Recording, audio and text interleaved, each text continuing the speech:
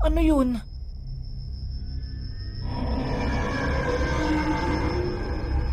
Baka aswang yan. Naku po, anong gagawin natin? Diyan lang kayo sa likod ko. Ako lang haharap kung sino man ang nasa labas.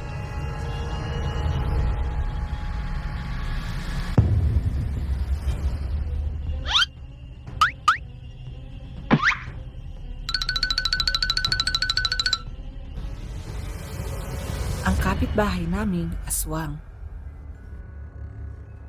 Madaming sabi-sabi na aswang daw ang kapitbahay namin simula nang tumira kami sa lugar namin kung saan kami nakatira hanggang ngayon.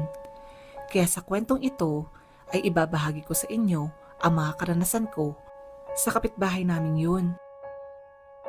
Nagsimula yun isang araw nang utusan ako ni nanay na bumili sa tindahan.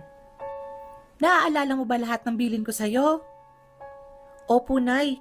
Isang sibuyas, 2 bawang at 5 pisong asin. Ayan, tama. Sige na, bilisan mo na at nang makapagluto na ako.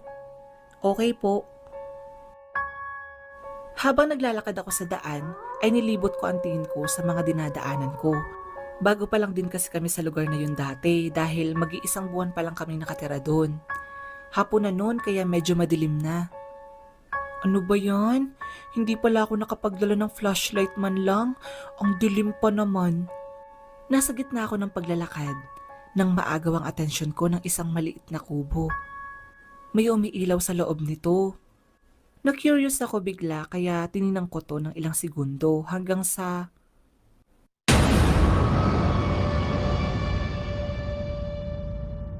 Halos matumba ako noon sa kinatatayuan ko sa gulat. Buti na lang talaga at nakita ko si tatay noon na naglalakad palapit sa akin. Gabing-gabi na. Ano pang ginagawa mo dito sa labas? Inuutusan kasi ako ni nanay tay na bumili sa tindahan. Ay siya, bilisan mo na para sabay na tayong umuwi. Sige tay, wag po kayong aalis dyan ha.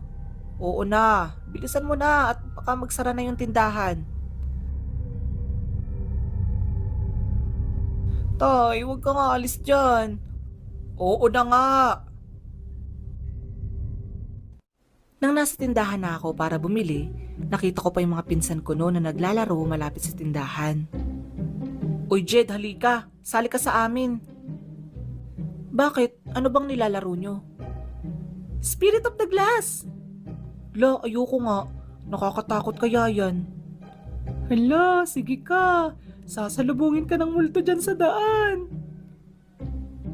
Sira ka talaga.